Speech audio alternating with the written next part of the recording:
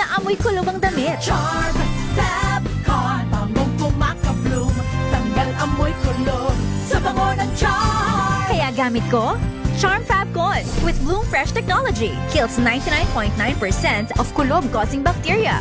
May aroma burst pa of thousands of flowers and berries. Ang sampay sa loob, no amoy kulob. Bangong kumaka-bloom sa charm. Charm Fabcon.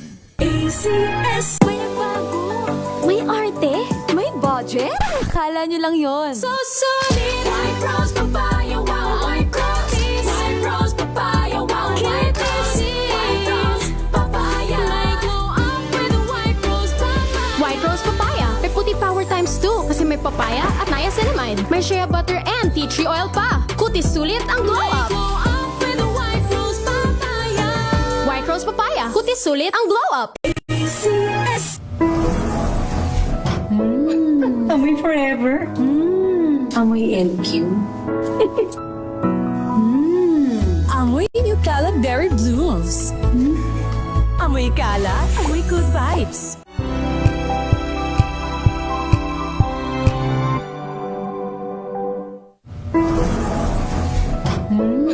Amoy forever. Amoy LQ. Amoy New Cala Berry Blooms. Amoy Cala, amoy good vibes.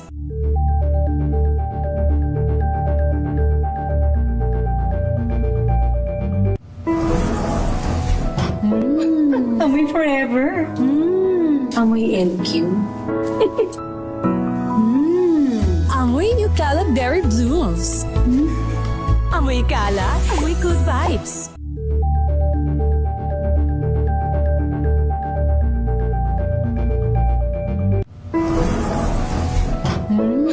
Amoy forever. Amoy LQ. Amoy New Cala Berry Blooms. Amoy Cala, amoy good vibes.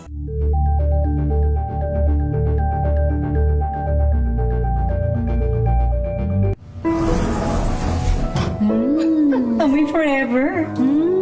Amoy LQ. Amoy New Cala Berry Blooms. Amoy Cala, amoy good vibes.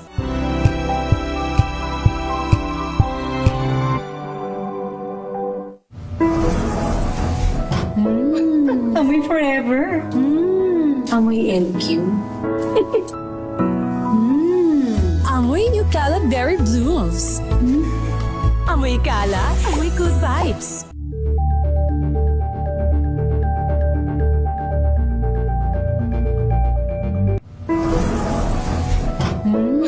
Amoy forever.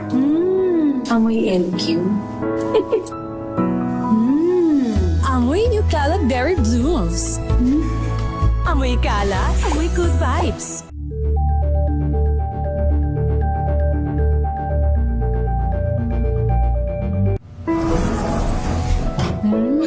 Amoy forever. Amoy LQ. Amoy New Cala Berry Blooms. Amoy Cala, amoy good vibes.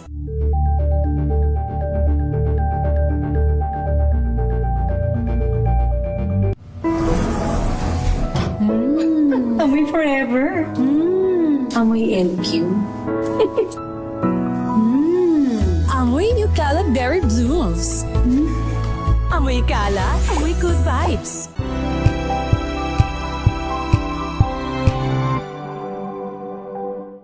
Maagang balitaan, maagang usapan sa mga issue at balita. Kasama si Kuya Angelo Palmones sa Magandang Umaga Pilipinas. Mula Lunes hanggang Biyernes.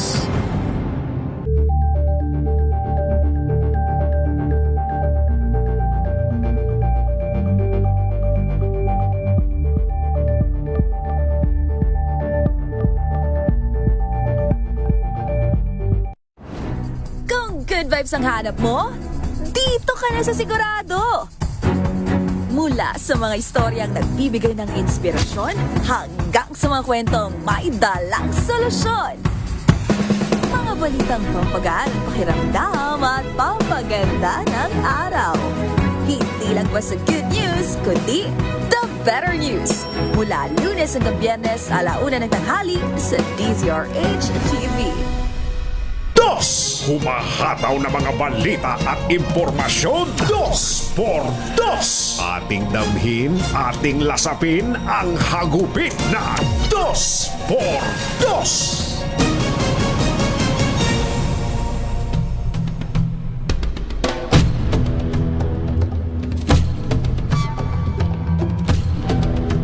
Nagsimula na ang presentasyon ng mga merito ng Defense Panel sa ikatlong araw ng Confirmation of Charges hearing ng ICC o International Criminal Court sa Crime Against Humanity.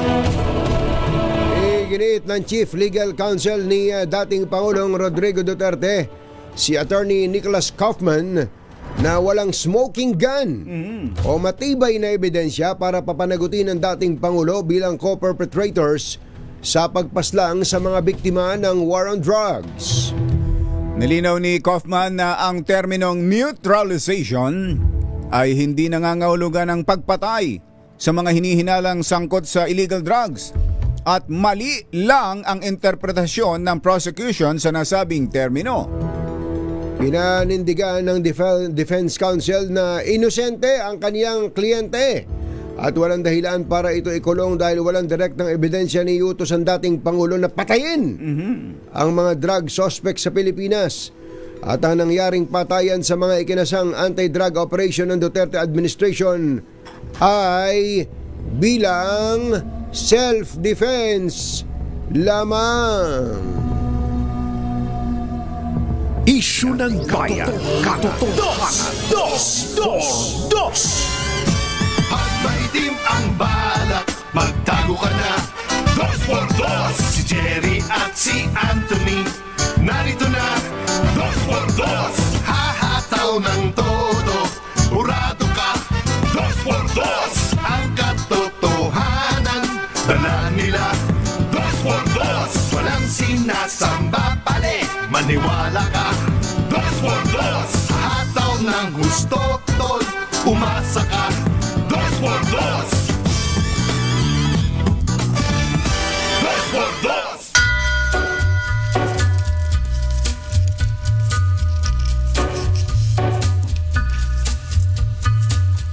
Hi. Maganda body. Magandang umaga, bayan! Bayan! Ito po si Jerry Baha. Ito po naman si Anthony Taberna. Muli pong sumasa inyo ang 2x2 sa umagang ito ng Friday! Totoong Friday na ho ngayon, no? Mga magulang, mga kababayan. Friday, February 27. It's a long holiday, long weekend. Bukas pala katapusan. At sa 29 ay... Auno na. Oo, walang Yung 29. 29 ay auno na. Oo, so doon sa mga nagbe-birthday o pinanganak ng February 29, Mamili kayo. wala kayong birthday ngayon. Mamili kayo kung 28 kayo magse-celebrate o auno. Oo. Eh, doon naman sa mga ayaw manlibre, meron kayong lusot ngayon. Meron. Pero yung gustong tumanggap ng regalo pero ayaw man libre, Ayan. meron kayong lusot ngayon. Ayan, Meron kaming lusot ngayon pala. Para hindi magregalo. Oo. Ano gusto nyo ngayon? Kumusta po kayo mga textmates, mga text partners, mga kapamilya, kapuso, kapatid, kabarkada, mga kapitbahay? How are ya? Di ba may ekstrang sipa? May ekstrang sigla kapag Friday? Yo. Lalo pa kapag totoong Friday na, tulad Yan. ngayon. Anong lakad? Saan ang lakad ninyo ngayon? Kayo ba'y aakad din ng Baguio? Mahabol pa Baguio yung City. Mahabol pa yung Mga lamig, mga huling hinga ng lamig. Oo. Huling buga ng lamig bago ang super init na panahon. Sigurado yan. Pagtuntong ng mga Marso na yan. Marso pa Abril, papunta ng Holy Week. Ayan. Yan, Holy Week. Naka-ready na ba? Saan ba ang puntahan ngayong Holy Week? Puro ganun ang pinaghahandaan no? Hindi Hindi yung magtiti ka para sa Holy Week kundi yung Yung lakad. yung lakad. Yung lakwatsa. Yung lakwatsa para sa Holy Week dahil mahabang bakasyon. Walang trabaho, walang pasok. Malamang ito, kumbatsero, maraming bibiyahe pa-abroad. Pa-abroad, ano? Dahil sa, kung matutuloy kung matutuloy na inaapuran na raw itong sa pag-aalis ng travel tax, mukhang ang timetable nila bago mag-Holy Week. Aba, tinan mo nga naman, kainan naman talaga yan. Ano na ang kikitain ng Chesa? Paano na ang GM Mark Lapid? Paano na yan? Baka kailangan na bang buwagin yung inyong tanggapan? Saan ba kukuha ng funding yung inyong opisina para matastusan yung mga pangangailangan at mga programa yun ninyo? lang ba ang source of funding ng Hindi ko alam wala ba? Tama, ang tagal-tagal na natin nanghihingi ng interview kay GM Lito Lapid. Hindi. Mark Lapid. Mark Lapid nga pala. Mark Lapid, oo. Senator Lito Lapid. Ayan. Magandang morning. Pinuno. Ayan. Magandang morning. Ayun, yun ang isang tanong. Pagka ba tinanggal na yung travel tax, anong mangyayari sa TIESA? Ito ba ay popondohan ng taxpayers money? Meaning isasama ba to sa GAA? Bibigyan na ba sila ng Appropriations?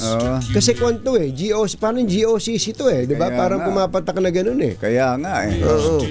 At by the way, in fairness sa TIESA, ang pagkakaalam natin, hindi lang sila ang nakikinabang sa travel tax. Marami pang iba. Meron pang pinupuntahan yun. Merong CHED. Ang alam ko, yung CHED, yung Philippine Sports. Ayan, mainam pala, marami din pinupuntahan ng travel tax. Ayan, pero siyempre, paliwanag yung travel tax para sa travel abroad. Yung ang pinopromote natin, local tourism. Yan, mas dapat pagtuunan natin, lalo na sa ganitong mga long holidays na ganyan, yung local tourism. Paano ba natin maipopromote? Paano ba tayo makakagawa ng mga packages na mura, affordable sa mga mamamayang Pilipino? Ano ba itong tama ka, kumbatsero, lalo na ngayon sa airline. Pero kung titingnan natin ngayon ang galawan ng DOTR, medyo may excite ka din sana sa Camiguin lang, di ba? Pinuntahan pa ni Secretary Banoy Lopez isang araw. Nagputol na yata ng mga dagdag na puno ng lansones doon para humaba yung runway ng Huwag naman. Mamili ka. Lansones o runway? Nagputol na yata. Hindi, talagang kailangan pahabain, palaparin ang runway sa maraming mga local airports natin, kumbatsero. Kaya po napamahal. Ito siguro narinig nyo na yung ganitong paliwanag. Kaya po mahal ang pamasahe dahil kokonti po ang naisasakay ng bumibiyahe sapagkat ang lalapagan ay maliit lang na paliparan. Pero kung ang bababa dyan Airbus.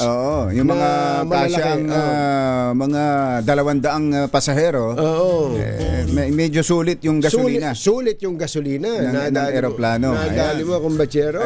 Tapos merong halimbawa gagawin natin yung tour package na ginagawa ng iba't ibang mga kalapit nating bansa. Vietnam, for example. Vietnam, maganda example dyan. Mga ganyan na gagawa tayo ng tour halimbawa dyan sa Camiguin.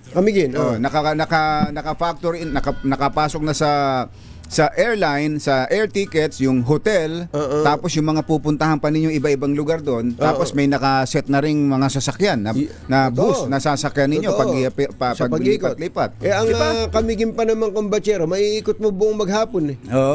Kahit lang yun. Ilang bayan lang yung Camiguin. 5 lang yata. 5 bayan, municipalities lang.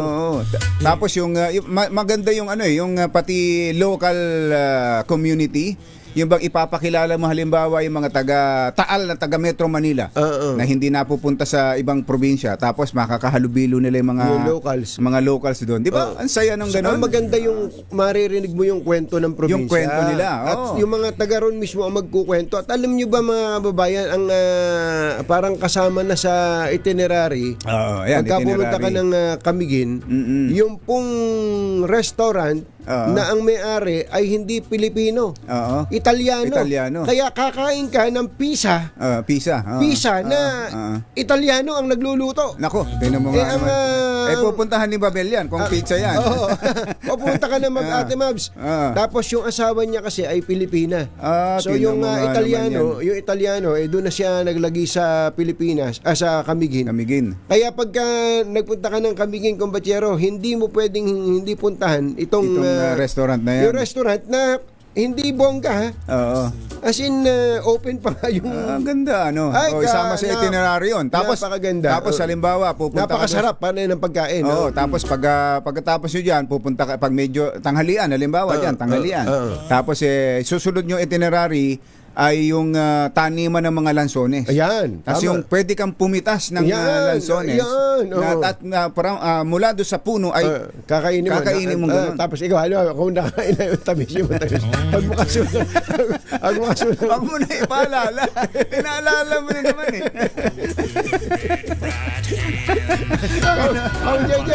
Kung JJ Romaldo. Kung JJ. Nagpaparinig lang kami para sa napakatamis na lansones ng Camiguin. Ba't ba kasi... kasama panlanggam yun pagka pinadala sa inyo. Ba't ba kasi nakalokohan nating tikman on air and on full television, full view. naging dato puti yung itsura eh. Natamba natin yung pinakadulo yung maliit eh. Bale, ayos lang yun. Saka maraming puntahan dyan. Meron yung sandbar dyan, Combatero eh. Yun, diba? Mula sa isla, mula sa mainland ng Camiguin. Bibiyahe ka ngayon ng ferry o kaya speedboat, kung meron kayo speedboat. O yung mga pump boat lang, yung mga may katig na gano'n. May katig, tama ka. Ay, nako, pagpunta mo doon, napakaganda. Ay, nako, gusto kong bumalik sa Camiguin. Experience yan. Yan ang dapat na pinalalaganap natin at nang hindi. Kahit na tayo lang muna. Tsaka natin enganyuhin ang mga dayuhan. Para hindi yung mga Pilipino ang tinitingnan Danang, Hanoi, Ho Chi Minh, meron pa sinasabing isang lugar pa sa Vietnam yung parang Pukok yata. Pukok. Parang loko ka, pukok ka. Yun. Dinadayo rin. Mas magaganda ang mga beaches natin dito sa Pilipinas. Ang mga kumbatsero ng bayan, Katunying at Ka-Jerry. Binabati lang natin, Combatero, ang bagong talagang regional director ng DPWH sa Region 1. Region 1? Sino yan? Siya ngayon ay itinalagang Regional Director OIC ng Region 1, isang lumilingon sa pangalang Engineer RJ Panaligan. Itong si Engineer RJ Panaligan ay District Engineer sa Nueva Ecija. Ngayon, so, pagiging District Engineer, tumalon. Pagiging RD. RD ngayon siya. Ng Region 1. Kasi barako tong si District Engineer RJ. Kailangan kasi yan yata hindi madaling itulak-tulak talaga. Parang katulad din ng pinalitan niya. Katulad ng pinalitan hindi basta-basta. Hindi basta-basta kayang dalhin ng kung sino-sino lang. Ayan. Ayan, congratulations. Pupunta raw sila ngayon sa Pangasinan, Combatero, ni Secretary Vince D-Zone. Ayan, ayos. At kay si General Eli Mata. Birthday pala. General Eli Mata, ka-check talay. Happy birthday. 6:54. DZRH number 1 na naman sa Metro Manila, pati rin sa Mega Manila.